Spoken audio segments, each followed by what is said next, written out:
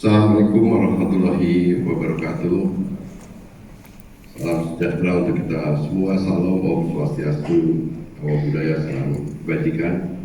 Yang saya hormati Ibu Dorothea Samola, Ibu Maria Benyamin, Bapak Wakil Menteri Perumahan dan Kawasan Wilayah, teman seperjuangan saya Bapak Fahri Hamzah, tepuk tangan Bapak Fahri Hamzah.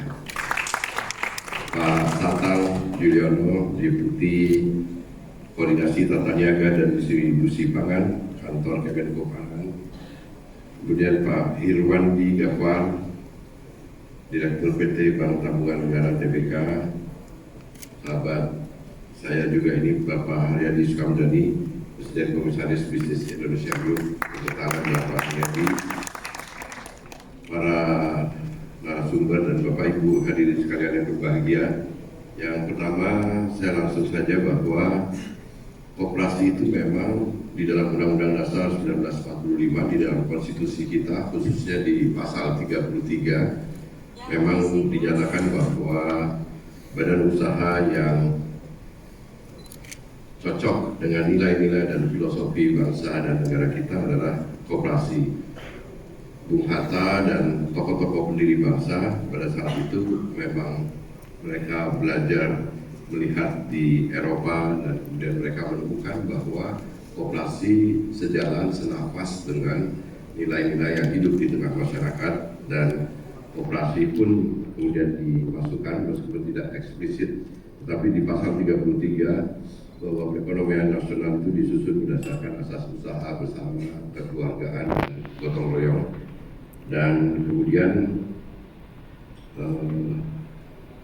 periode setelah itu tahun 47-59 di dalam perencanaan pola pembangunan nasional, dalam pola pembangunan semesta berencana pada saat itu, teman-teman tokoh-tokoh termasuk di dalamnya Pak Margono Joyo Hadikusumo dan Profesor Sumitro Joyo Hadikusumo itu termasuk di dalam Dewan Perancang Nasional yang didampingi oleh ratusan ahli itu membuat pola perencanaan nasional, dan di dalamnya memang koperasi dijadikan sebagai prioritas dari kegiatan ekonomi. Oleh karena itu dulu koperasi dikenal sebagai, istilahnya malah kemudian jadi soko guru perekonomian nasional. Jadi soko itu tiang, guru itu utama. Sebenarnya memang koperasi itu seharusnya menjadi mainstream dari perekonomian nasional. Nah, kemudian Bung Hatta melihat bahwa koperasi seperti yang dicita-citakan kemudian di periode 47 sampai 59 itu betul-betul koperasi didorong menjadi sektor bergerak di sektor produksi, di sektor distribusi, di sektor industri, di sektor perkreditan. Sebenarnya istilahnya bukan simpan pinjam, tapi perkreditan. Nah, kemudian di era Orde Baru itu juga masih kita lihat banyak sekali koperasi-koperasi yang tumbuh, berkembang, dan menjadi besar.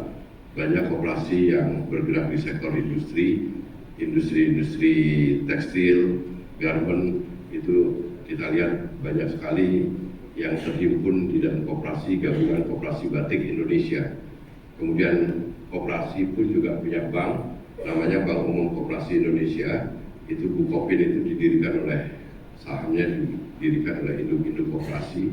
Kemudian ada banyak sekali koperasi-koperasi peternakan sapi perah yang luar biasa pada saat itu. Kemudian juga ada koperasi-koperasi unit desa yang tersebar di seluruh Indonesia, dan mereka punya aset-aset yang dulu bentuknya gudang-gudang lantai kering yang dipergunakan untuk menampung hasil produk masyarakat, khususnya di sektor pertanian. Nah, tetapi sejalan dengan itu, di akhir tahun 90-an ketika ada perubahan politik, kita Indonesia pada saat itu dipaksa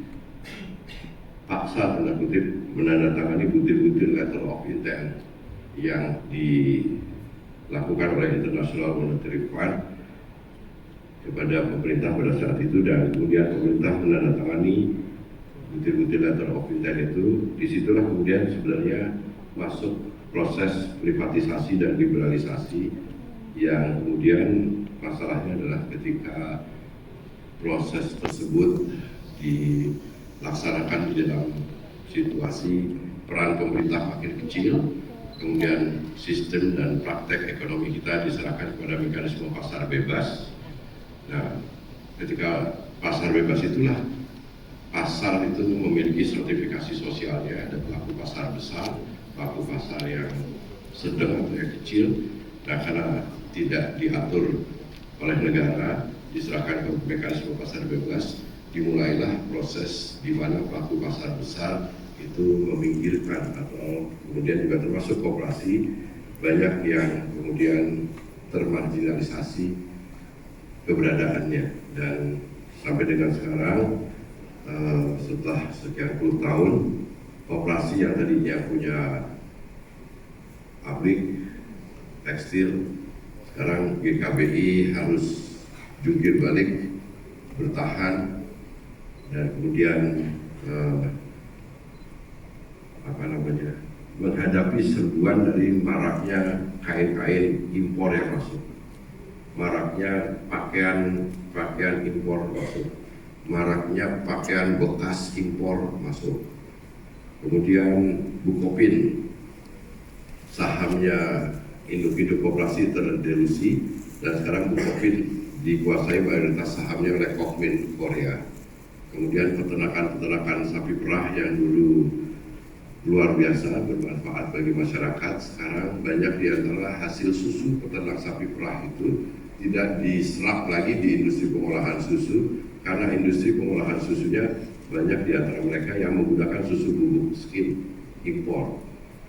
Kemudian KUD banyak yang kosong gudang-gudangnya dan lain sebagainya, sehingga banyak di antara koperasi-koperasi karena kalah persaingan, kemudian mereka bergerak di sektor simpan pinjam. Jadi simpan pinjam ini, kalau ditanya memang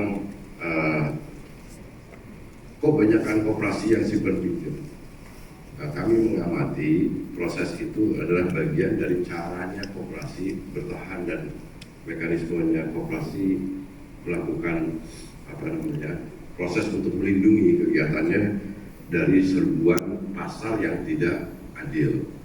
Dan oleh karena itu, ketika sekarang waktu itu ketika kami diberi amanat oleh Pak Presiden di Kementerian Koperasi, jadi dari data aset, volume usaha kegiatan, kemudian juga dari partisipasi masyarakat maupun dari andil koperasi terhadap produk domestik bruto jauh dibandingkan dengan BUMN dan dengan badan usaha swasta. Nah, kemudian setelah Pak Prabowo Subianto menjadi kepala negara dan kepala pemerintahan, pada saat kami diberikan mandat, kami diminta untuk gerak cepat kejar ketinggalan badan usaha koperasi dibandingkan dengan BUMN dan badan usaha swasta. Nah, oleh karena itu kita langsung gerak cepat. Kementerian Koperasi langsung banyak melakukan penyesuaian. Kami mendirikan kedeputian baru, kedeputian bisnis development atau pengembangan usaha, dan kedeputian tentang digitalisasi. Kemudian kami pun juga banyak melaksanakan penyesuaian dalam rangka transformasi kemudian koperasi sesuai seperti yang diharapkan oleh Presiden. Maret, di tengah-tengah kami sedang melaksanakan kegiatan transformasi di Kementerian Koperasi, kami dipanggil di dalam satu rapat kabinet terbatas oleh Presiden, dan Presiden menyampaikan bahwa beliau mendapatkan wangsit untuk membentuk 80.000 koperasi desa kelurahan Bakti. Wangsit ini bukan mimpi, tapi menurut pendapat saya, ketika beliau menyatakan dapat wangsit dari orang tua, ya saya meyakini bahwa memang ayah beliau, Profesor Sumitrojo Hadikusumo, adalah merupakan pegiat koperasi, bahkan menjadi pendiri dari Induk Koperasi Pegawai Republik Indonesia yang pernah punya bank namanya Bank Kesejahteraan Ekonomi, yang sekarang sudah jadi Bank Budi dan kemudian bertransformasi jadi Bank Banten. Dan kemudian kakek beliau juga adalah Pak Margono, merupakan sahabat baik Bung Hatta dan orang yang ditugasi oleh Pak Bung Hatta untuk keliling dan membuat konsep, termasuk ketika di Dewan Perancang Nasional membuat pola pembangunan semesta berencana.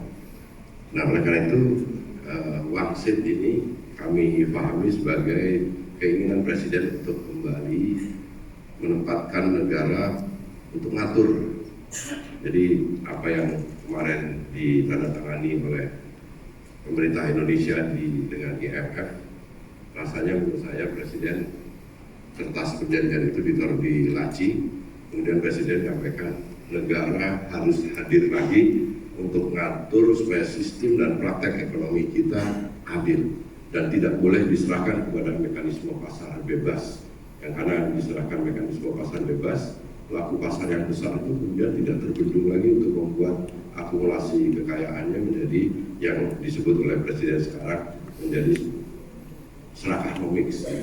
Nah, ini kemudian yang kami Maret langsung dikeluarkan instruksi Presiden nomor 9 tahun 2025 berisi instruksi percepatan pembentukan Koperasi Desa Kelurahan Merah Putih melibatkan 18 kementerian dan lembaga serta pemerintah provinsi, kabupaten, dan kota, bahkan sampai dengan desa, dan dikeluarkan Perpres nomor 9 tahun 2025 tentang pembentukan Satgas. Kebetulan saya dengan Pak Tatang dan teman-teman saya menjadi koordinator ketua pelaksana hariannya. Alhamdulillah Juli 80.000 koperasi desa Kelurahan Merah Putih itu sudah memiliki badan hukum. Dan proses memiliki badan hukumnya itu tidak sesederhana kalau bikin PT. Kalau bikin PT kan cepat prosesnya. Tapi kalau ini bikin proses badan hukum itu di 80.000 desa melalui proses mekanisme musyawarah desa khusus, sehingga proses bottom up-nya tetap jalan. Memang ada top down-nya karena Inpres dan Perpres-nya itu top down pasti, tapi proses bottom up-nya sesuai dengan prinsip dan nilai-nilai koperasi harus disusun berdasarkan partisipasi, kekeluargaan, dan gotong royong. Proses mekanisme musyawarah desa itu memakan waktu yang tidak cepat, tapi alhamdulillah bulan Juli selesai. 80.000 koperasi desa Kelurahan Merah Putih punya badan hukum atau akte dan sudah di launching langsung oleh Bapak Presiden di Bentangan, Klaten, Jawa Tengah. Nah, kemudian bulan Agustus, September itu kita melakukan banyak sekali relaksasi peraturan-peraturan, juknis, surat edaran, dan lain sebagainya untuk kita bisa masuk ke tahap operasional. Dan kemudian Oktober awal kita sudah mulai masuk tahap operasional, dikeluarkan lagi instruksi Presiden nomor 17 tahun 2025 tentang pembangunan fisik gudang, gerai, sarana pendukung, dan alat kelengkapan dari Koperasi Desa Kelurahan Merah Putih. Dan itu dimulai dengan membangun fisik bangunan Koperasi Desa Kelurahan Merah Putihnya. Jadi sekarang sudah dilakukan proses pembangunannya. Per hari ini dalam forum yang baik ini kami sampaikan, laporkan tentang perkembangan yang sedang atau sudah kami lakukan. Per hari ini sudah ada sekitar 36.000 tanah lokasi yang siap dibangun. Kemudian yang sudah terbangun itu sudah hampir 29.000 koperasi desa Kelurahan Merah Putih. Keluar peraturan surat keputusan bersama 4 menteri, Menteri Koperasi, Menteri Desa, Menteri Dalam Negeri, Menteri Keuangan, dan Antara, dan BPBUMN. Ada surat keputusan Menteri Keuangan, dan kemudian ada penunjukan dari Kementerian Koperasi terhadap kepada PT Agrinas Pangan Nusantara sebagai pelaksana pembangunan, dan PT Agrinas Pangan melakukan MOU dengan Tentara Nasional Indonesia untuk melakukan percepatan pembangunan secara lebih efisien dan tepat waktu. Jadi hari ini yang sedang dibangun 26.000 juga, tapi itu belum termasuk ada koperasi desa yang sedang dibangun tapi masuk di dalam wilayah bencana di 3 provinsi itu. Mungkin itu Pak Tatang perlu disempurnakan lagi datanya. Tapi Bapak Ibu semuanya, memang ketika kami membentuk 80.000 koperasi desa Kelurahan Merah Putih. Dalam proses pembentukan badan hukumnya, kami menemukan banyak hal. Satu, banyak sekali desa yang masih belum ada listriknya. Ada lebih dari 1000-an desa belum ada listriknya. Ada belasan ribu desa tidak ada akses internetnya. Di desa itu kami menemukan banyak sekali masyarakat, khususnya di desa, terjebak dalam praktek rentenir, tengkulak. Kemudian juga di desa-desa yang pesisir dan nelayan sama sekali tidak ada solar dan tidak ada pabrik es batunya. Padahal nelayan untuk menangkap ikan diperlukan minimal ada es batu dan ada solarnya. Dan masih banyak masalah-masalah yang kemudian muncul, termasuk di dalamnya banyak sekali masyarakat desa yang belum mendapatkan fasilitas obat dan vaskes yang memadai. Dan oleh karena itu, Koperasi Desa Kelurahan Merah Putih ini untuk mempersingkat waktu bikin gerai sembako, bikin gudang, bikin lembaga keuangan mikro, bikin apotek dan klinik desa, serta nanti ada logistiknya. Fungsi koperasi desa secara umum yang pertama adalah menjual dan mendistribusikan barang-barang kebutuhan pokok dan sehari-hari dari masyarakat desa. Fungsi yang kedua, koperasi desa ini menjadi off-taker dari seluruh produk masyarakat desa, apakah tanaman pangan, hortikultura, buah-buahan atau sayuran, kemudian peternakan, perikanan, perkebunan, bahkan bisa kerajinan, kuliner, dan lain sebagainya. Jadi ini amanat dari Bapak Presiden, karena Bapak Presiden ingin sekarang masyarakat desa itu jangan lagi hanya sebagai objek dari ekonomi, jangan hanya sebagai penerima manfaat, tapi sekarang masyarakat, khususnya masyarakat pedesaan, harus dirubah menjadi pelaku atau subjek ekonomi. Dan sekarang dibukakan badan usahanya, namanya Koperasi Desa Kelurahan Merah Putih. Kemudian masyarakat, khususnya masyarakat desa, tidak boleh lagi hanya jadi nasabah bank BUMN ke bank swasta, tapi mereka dibukakan akses permodalan sehingga mereka bisa melaksanakan kegiatan bisnis dan usaha. Jadi Bapak Ibu semuanya, itu yang mungkin secara singkat saya sampaikan perkembangannya. Dan Koperasi Desa Kelurahan Merah Putih ini diharapkan memang akan memunculkan perputaran uang di desa-desa, kelurahan-kelurahan. Diharapkan nanti akan ada pertumbuhan ekonomi di desa-desa, dan kemudian nanti akan menjadi alternatif penciptaan lapangan pekerjaan, karena nanti yang akan menjadi pengurus koperasi desa aja jumlahnya kalau taruh 20 orang itu udah, kalau 80.000 udah 1,6 juta orang. Kemudian belum lagi kalau masyarakat desa itu bisa menjadi anggota dari koperasi, itu kalau taruh 500 orang per satu koperasi desa, di tiap desa jadi anggotanya itu bisa sekitar 40 jutaan kalau ada 80.000. Nah, kami dengan Pak Menteri Sosial sedang berusaha menandatangani kesepakatan untuk mendorong supaya penerima manfaat dan SOS, BLT maupun penerima bantuan pangan non tunai bisa menjadi anggota koperasi, supaya mereka bisa beli barang-barang di koperasi desa, dan setiap akhir tahun mereka bisa mendapatkan tambahan berupa sisa hasil usaha dari koperasi desa. Jadi itu yang dapat kami sampaikan. Harapannya ke depan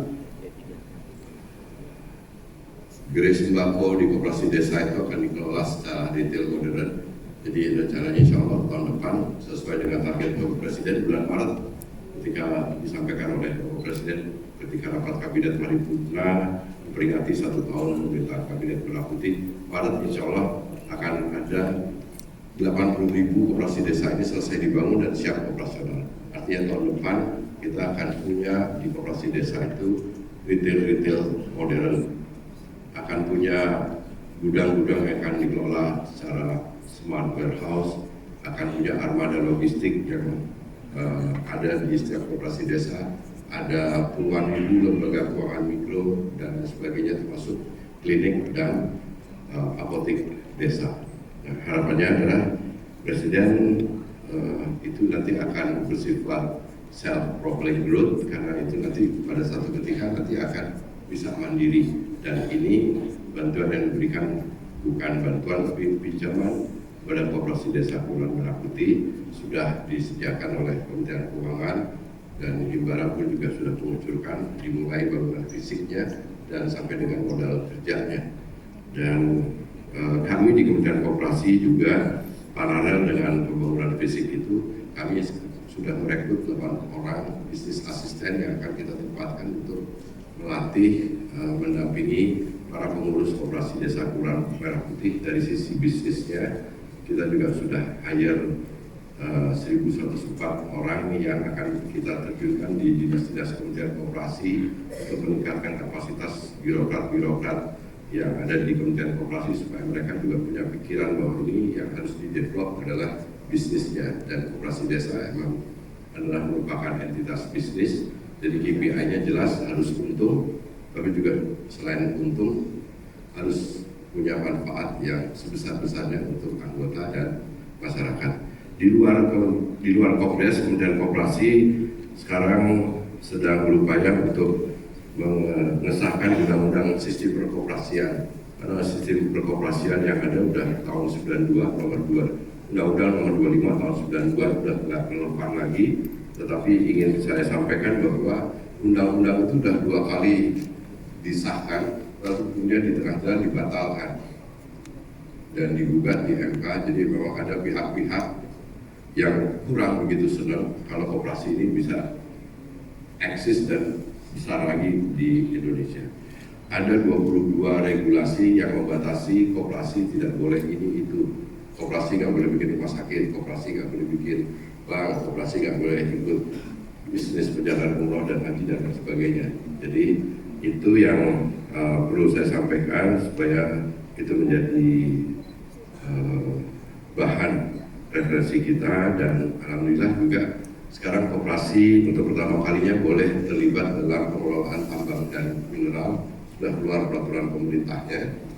Koperasi pun juga sekarang sudah diperbolehkan untuk mengelola sumur-sumur minyak rakyat dan sumur-sumur tua atau idle well, dan harapannya nanti koperasi-koperasi tersebut yang notabene anggotanya adalah masyarakat sekitar tambang mineral dan sumur-sumur minyak rakyat yang tua itu lebih punya rasa tanggung jawab sosial dan rasa tanggung jawab terhadap lingkungan hidup. Mungkin itu yang dapat saya sampaikan. Terima kasih, mohon doa dan dukungannya kepada Bapak Ibu semua dalam forum yang terhormat ini supaya kami bisa sehat, lancar, dan kemudian bisa mengimplementasikan proses yang ditargetkan oleh Presiden tahun depan Maret selesai semua.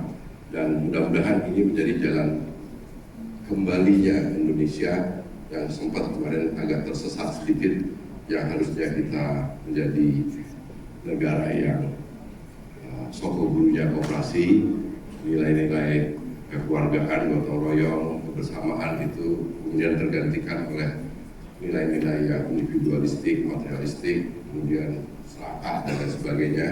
Kita sekarang diingatkan kembali oleh Bapak Presiden untuk kembali ke jalan yang sesuai dengan kitohnya bangsa Indonesia, sesuai dengan konstitusinya kita, bahwa kita harus kembali ke ekonomi Pancasila dengan semangat pasal 33, dan semoga ini bisa membawa kebaikan bukan hanya untuk koperasi tapi buat seluruh pelaku usaha termasuk badan usaha swastanya dan BUMN dan masyarakat pada umumnya. Sekali lagi terima kasih. Assalamualaikum warahmatullahi wabarakatuh.